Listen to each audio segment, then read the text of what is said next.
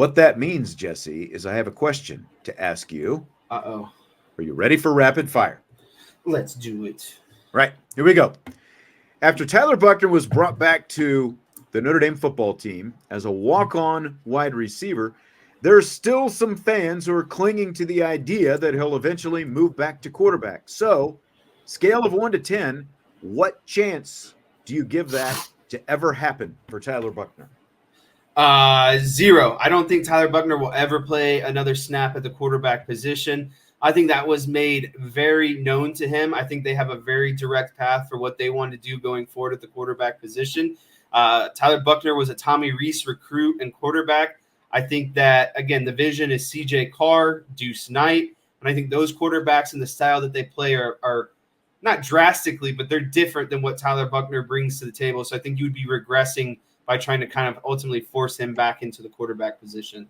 Yeah, like if we were going we in or we out, I think we're definitely both out on this. And I'll give it the 1, just on the off, and I'll get to why I'm leaving it as a 1. But when he came to Marcus Freeman with this, to ask if he could come back, Marcus Freeman didn't just sit there and go, yeah. It didn't happen. He said, let's address this at a later date. Marcus Freeman went and talked to some guys on the team and talked to his coaching staff and all this different stuff. He was allowed to come back because, they like Tyler Buchner, the guy. And it's not that they don't like Tyler Buchner, the quarterback, but Tyler Buchner left him hanging last year. We've talked about this before. If Tyler Buchner had stayed to plan, Riley Leonard might not even be here right now. Tyler Buchner might be sitting at number 1 on the depth chart going into this season. But he decided to follow Tommy Rees to Alabama and left Notre Dame hanging. And now it's like, look, we've moved on without you, right? It's like, the girlfriend doesn't just get to come back in a year and say, hey, take me back once you've already got another girlfriend. I mean, I guess she can, but obviously, if you got any brains, if she left you high and dry, you're not going to take her back. But I mean, look at the quarterback room that they've got right now. We've talked about how great it looked during the spring. It's arguably the best quarterback room from 1 through 4 that they've ever had. So where does Tyler Buchner fit into any of that? And next spring, you're most likely going to be adding Deuce Knight to the mix, right? So where does Tyler Buchner fit into any of that? Here's the only scenario where I could see the possibility, and I still don't think he would ever play at the position, but here's the only possibility I could see. You get to the end of this season, like this season is over. Riley Leonard is obviously going to leave. C.J. Carr, everybody's talking about C.J. Carr. And you do have Deuce Knight coming in. So what happens if Steve Angeli and Kenny Menchie both decide to transfer this offseason, even if it's at the end of next spring? That obviously, from a numbers standpoint, you are going to at least need a body in that number 3 spot where you've got C.J. Carr at the top, Deuce Knight right behind him. You still need a body. Even if it's just like a camp arm, to throw balls in the spring or whatever it happens to be. It's typically going to be a walk-on. That is the only scenario where I could see Buchner back in that spot, but that doesn't mean I think he's ever going to play. I think he's always going to be a walk-on. I don't think he's going to move.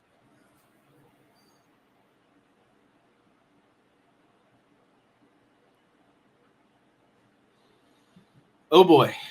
I would venture to guess that the large storms rolling through the house right now just cut all the power because it looks like all the power went out, which means the internet went out, which means that he ultimately – oh, there you are. We lost power for a second. I got it right. I was like, I bet they lost power. Yeah. So I pulled out the phone hotspot. So my internet is rebooting right now otherwise, but I've got the phone hotspot that I'm running off. I was very afraid because one, I started to just blab on a little bit because I knew that you were out of power, and I was like, do I need to call Vince or Brian because who's going to hop in and finish this thing with me? So facilitate in form. I mean, he's going to play, but he's not going to play quarterback. Yeah, that's like, you think he's actually going to play quarterback? Tyler Buchner is never playing quarterback again for Notre Dame. And, like, I know DK is saying, okay, is this Vince? We're dealing in absolutes. Can you hear that, or is that just me, by the way? I just heard it a tiny bit. Nothing crazy, though. Okay. I don't see it happening. I don't see it happening. That's not why he was allowed back on the team. And they have moved on, because every quarterback in the room right now is a better quarterback than Tyler Buchner. Yeah, exactly. And again, if it's CJ Carr and Deuce Knight and those other guys were to transfer next year, in that scenario, I could see them potentially moving Buchner back into that room, just because you've got to have at least 3 quarterbacks, if not 4 quarterbacks. That's the only way that I could see him being back at the position, is if a couple guys transfer and they need to have another quarterback. But, it's like all these different, 3 quarterback drills and everything else that they do. And you've got to have that extra arm. That's the only way that I could see it happening. But I don't see him ever actually taking any kind of meaningful snap at quarterback for Notre Dame. That's not happening. That's not why he was allowed back on the team. So scale of 1 to 10, what are the chances he ever throws another pass in a game for Notre Dame? I guess I already answered that question. I forgot that I had that question coming up next. What chances do you give him to actually throw a pass, though, at Notre Dame? Maybe I didn't answer it, because there's different ways you can look at this. I'm going to go, the chances he throws a pass, I'm going to go 10 out of 10, because I do think at some point they're going to draw up kind of a gadget play that involves him being out at wide receiver, kind of getting lost in the mix, people not really realizing, oh, hey, that's Tyler Buchner. Maybe he lines up at tight end too. I don't know. But I think there's going to be some sort of trick play where he ends up throwing a throwback pass, or, maybe the wide receiver takes a pitch and throws it out to him, and then the other wide receiver is streaking down the field completely unmarked. There's going to be some sort of pass play. And I wouldn't be surprised, too, if we saw a Tyler Buchner maybe package play at the end of the day, where he comes in and, again, he's not playing quarterback, but he comes in for one play maybe as a decoy. Again, some sort of gadget play, trick play, and I think he does throw at least one pass this season. Yeah, haven't we all moved past the, he could be a great Wildcat quarterback, how many guys do we hear that for? Like every halfway decent athlete, right? Oh, the Wildcat package. How much do you actually see the Wildcat package? Not as much anymore. No, you don't. And, again, like, I just don't see Mike Denbrock and Marcus Freeman putting together this Tyler Buchner package. I just don't see, like you said, does he get on the field in some way, and maybe there's some kind of gadget play? Maybe. Again, it's more likely to be in a blowout situation, especially this year. Like, we'll wait and see what next year looks like when next year gets here, because rosters are obviously always fluid and things can change over time. But I don't see it. I don't see it. Like, why do you got to have a Wildcat package for Tyler Buchner when you have an athlete like Kenny Minchey who's on scholarship? Kenny Minchey can run.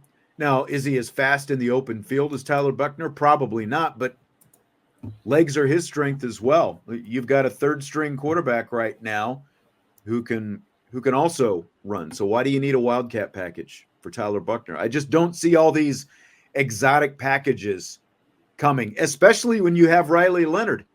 As long as Riley Leonard is the starting quarterback, then you don't need a package for another quarterback. It's, I don't see it happening. I don't see it happening. So the chances that he ever throws another pass, I'd give it a 2. on the off chance that, they do throw him out there and run some kind of trick play, but actual quarterbacks and wildcats and all that kind of stuff, I don't see it.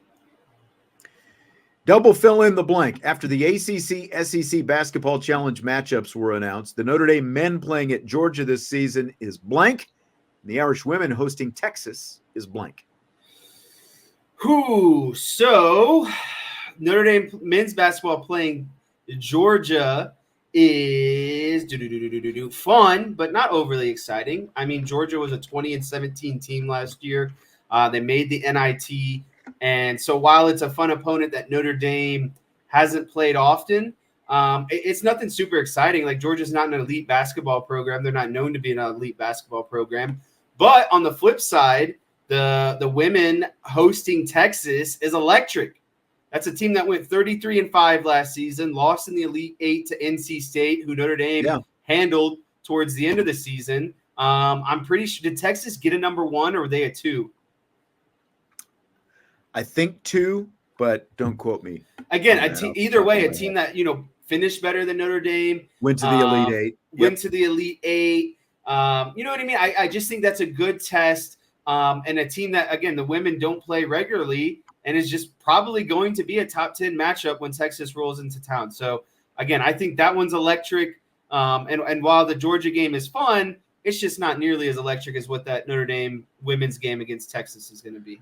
No, absolutely. And I mean, I'm a little surprised, to be quite honest, that Notre Dame and Georgia are playing each other. Like you said, Georgia went to the NIT, and they didn't just go to the NIT. They won games in the NIT. They got all the way to the NIT Final Four before they lost to Seton Hall. And, of course, Seton Hall ended up winning the whole thing with their win over Indiana State. So it's a little, they usually, when they draw these things, try to match up teams that are fairly equal. So Notre Dame, Georgia, I don't think it's necessarily that equal, but that's who they got. So it'll be a nice little opportunity for Micah Shrewsbury and his crew in early December to go down there to Athens. I do like that, because I do think that that's like a good gauge at the beginning of the season where you're kind of at, right? Yeah. And like you said, the women's, I mean, you've got 2 teams who are going to go into the season legitimately having, at least Final Four, if not national championship aspirations. And the fact that you get it here, and I had, it's still with all these teams changing conferences. When I saw that the SEC ACC matchups were going to be coming out, Texas didn't even register in my mind. It's like, I'm wondering are they going to get South Carolina? And then I saw somebody else got South Carolina. Oh, are they going to get Tennessee again? Nope, that didn't happen. They get the other orange tee instead. They get Texas, and they come here. So, I mean, that should be a sold out Purcell Pavilion when the women host Texas. That should just be a knockdown, drag out, really fun matchup in early December when those 2 teams play. So definitely looking forward to that. Kind of along the same lines, fill in the blank. It's blank that when I asked Hannah Hidalgo this week what would make next season a successful one, her answer was a championship. It's the appropriate mentality, because I think this next season is the accumulation of, 1, a lot of frustration, and 2, a abundance of talent. And so when you combine a team that's hungry, that feels like they, have let down or had some disappointing finishes in the past 2 seasons in the Sweet 16. And then you combine that again with, what they're getting from the transfer portal, what they're getting from, players that they've recruited that are coming in as a freshman. You combine all that together, I think it's the right mentality. And I think it's appropriate for the situation that, we're not going to be satisfied with really anything other than a championship, because we know what's in this room and what's in this roster this season. Yeah, and it's like, look, if you set your expectation, Elite Eight, because that's a step farther than the Sweet 16, or our expectation is the Final Four. Well, maybe the road ends in one of those stops. But if your expectation is to win it all, I think that mentality goes a long way. Just having that mental picture of our expectation going into this season is a national championship, and anything less is not going to be considered successful. I think it's a great mentality to have. I wasn't necessarily expecting her to come out and just say a championship. Like I said, I thought, well, Final Four, whatever it happens to be. But championship or bust is what it sounds like, at least from the mentality of one of the best players in the country, Hannah Hidalgo. And I mean, as we continue to talk about, the talent is there, and they're going to have a stacked, loaded roster heading into next season. So Tom Brady said on the SI Media podcast that he thinks he'll be pretty critical of players when he makes his debut as an NFL analyst on Fox this season. What is the number one thing that you want from a game analyst, Jesse?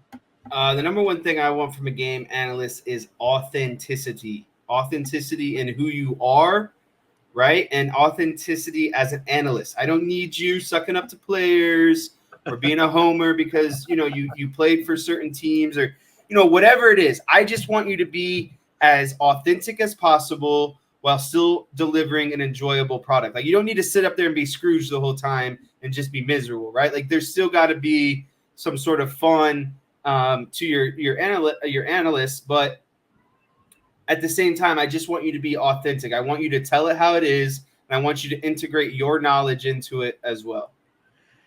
Yeah, first and foremost, the number one thing is don't annoy me. I think that is the biggest thing. Don't be annoying. And I know that I don't know if you've heard, there's kind of a resurgence of Drew Brees trying to make his way back into a broadcast booth, and like Drew Brees ultimately annoyed me when it was all said and done, because he just wasn't willing to analyze anything. It was almost like he was, like paralysis by analysis or whatever. Like, that was annoying. And there are other guys who just annoy you because they say things that don't really matter. So don't annoy me is number one. But number two is, like, I don't want to say teach me something, but at the same time, like, tell me why things are happening, whether it is an X and O standpoint on the field or what a coach might be thinking, what the quarterback might be thinking, because Tom Brady is obviously going to be a Hall of Fame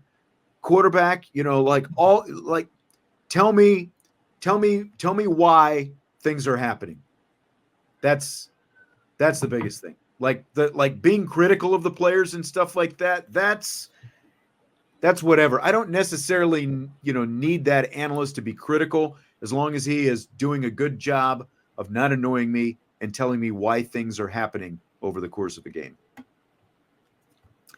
So the Big 12 is exploring selling its naming rights to a title sponsor with the potential revenue of hundreds of millions of dollars over the course of the deal. The commercial sponsor would potentially take the name Big out of Big 12 and replace it with the sponsor's name. So, for example, like Allstate is the name that I saw floated out there. Instead of the Big 12, it would be the Allstate 12, potentially. So do you buy or sell corporate conference names? I buy it because at the end of the day, it's just a name. It's just a label. Like, what significance does Big have on me? You know what I mean? Or what? Right. How many bigs do you need, right? You got the Big West, the Big East, like Big 12, whatever, Big 10. Or like Mountain or Atlantic or, just go down the line. It really doesn't matter to me because at the end of the day, it's just a name. And so, like, do I like the traditional aspect of, keeping these conferences? Sure.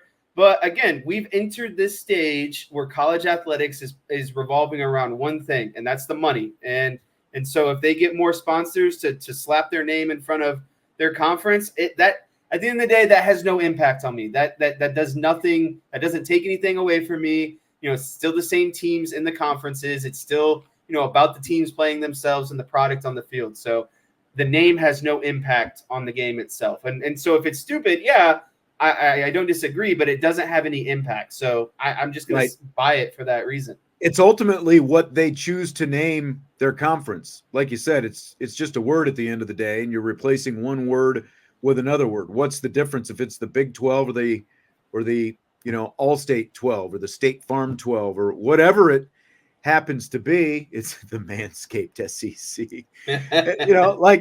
You've already got Cheez-It bowls and Pop-Tarts bowls and Mercedes-Benz domes and, the whole, the corporate names are everywhere. So what difference does it make? And look, it's the Big 12 that's doing this. The ACC should be hunting this down as well. The Big 12 and the ACC, in comparison to the SEC and the Big 10, they're still trying to make up ground from a revenue standpoint, right? So if I'm them, I'm doing everything I can. If the ACC hasn't already been doing this, they need to be all over it because, look, they've got to try to keep their constituents happy. The constituents are the schools and the programs in there. And, obviously there's all this noise, specific to the ACC about Florida State and Clemson wanting to leave. You come up with a better revenue stream, whether it's TV or wherever, you can hopefully keep them happier longer. So I'll be curious, if schools and programs actually do it, are we going to have the First Source Bank Purdue Boilermakers here in the near future? Or, that's what I want to see, but I have no problem. They all have to find ways to make money, and money is what keeps everybody happy. So why not? So you sent me this one, Jess, and this one was floating around out there on social media today. Would you rather play one round as Scotty Scheffler or one game as Patrick Mahomes? This when I first thought about it, I thought it was going to be easy, and I thought the obvious answer was going to be Patrick Mahomes. But, I think I've closed that chapter overall in my life. Football's done. I was never an offensive player, definitely never a quarterback. And so while it's definitely, the most glorified position in the sport, I'm going to have to go play around as Scotty Scheffler because golf is what I'm more into recently. And I would love to shoot around like Scotty, essentially. I couldn't even dream, doing something like that. So I just think of kind of where, if you would ask me this 10 years ago, I probably would have said, Patrick Mahomes, but I'm just going to have to say with where I'm at right now and how much I'm loving playing golf, I'm going to have to go with playing around like Scotty Scheffler. Now, do I literally get to inhabit the body of this person? We're playing as Scotty Scheffler or as Patrick Mahomes, right? So my body is not at risk, and I get to play with the actual athleticism of either one of these guys, right? So right.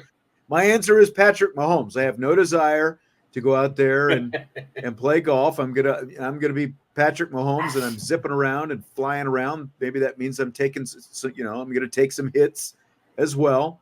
But Freaky Friday or whatever, I get to jump out of Patrick Mahomes' body when it's all over with. So I'm going Mahomes. I think it would be a heck of a lot more fun. Who do you think Patrick Mahomes would want to spend a day as, me or you, in this little Freaky Friday situation? Is neither an option in that one? DK says his answer is Travis Kelce post-game. Okay, keep it clean. Keep it clean. So Gordian Knott says, so if Notre Dame changed its name to Guinness University. Yeah, okay, this is different though. We're not actually changing college names. We're just changing the grouping that all these colleges fall into based off of what teams they play athletically. I understand the question. Yes, I would care, but I think it's like an apples to orange question in my opinion. I wouldn't care because it's up to them to do what they want. It's their property. It's not like they're taking input from us, when we talk about any of this other stuff. I wouldn't care, but Notre Dame would also never do that. They've got plenty of other, they've got plenty of corporate sponsors, and there are plenty of other things that they can do to get their revenue. I don't think that I don't think that there's an amount of money that they would take that would push them to literally changing their name to, one, they wouldn't change it to Guinness, but they wouldn't change it to anything. But I could see lower rev schools like Purdue, like I'm talking about, like Indiana or Rutgers or Syracuse, any of these lower revenue schools.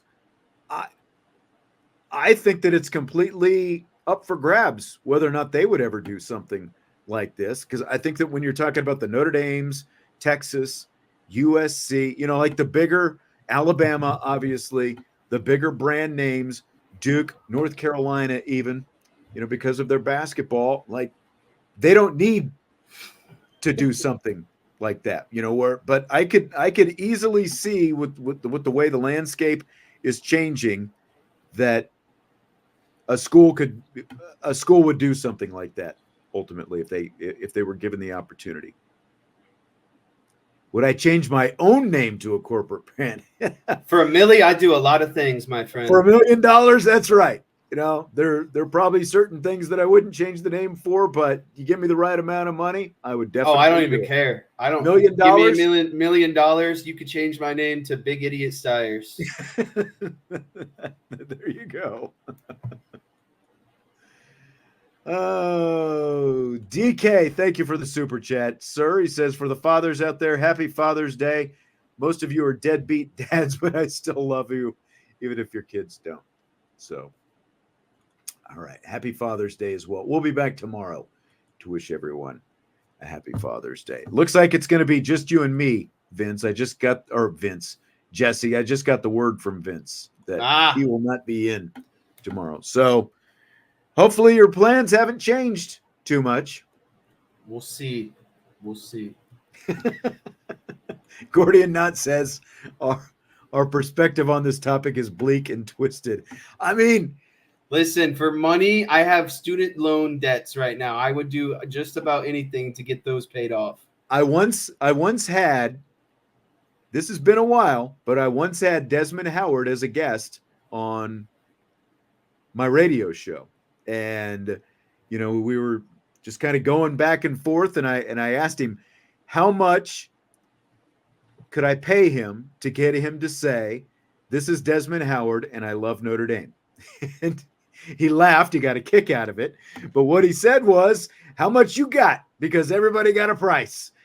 And so, if I would have paid him the right amount, he was willing to say it. And that's what I would say. Everybody's got a price, regardless of what it is, And if you gave me $1 million, you're right. I would change my name to Big Dipstick or, whatever you want for $1 million. So I could be Big Dipstick hosting IB Nation Sports Talk every day. So, all right. Well, that's going to do it for today. Jess, appreciate you. As always, appreciate all the input from everyone who submitted questions today and lively in the chat. As always, yes, you can name me $500 super chat. That's absolutely right. $500. I don't know about that. That might be a little bit slim. Hit the like button, though, before you leave, and we'll be back tomorrow on IB Nation Sports Talk.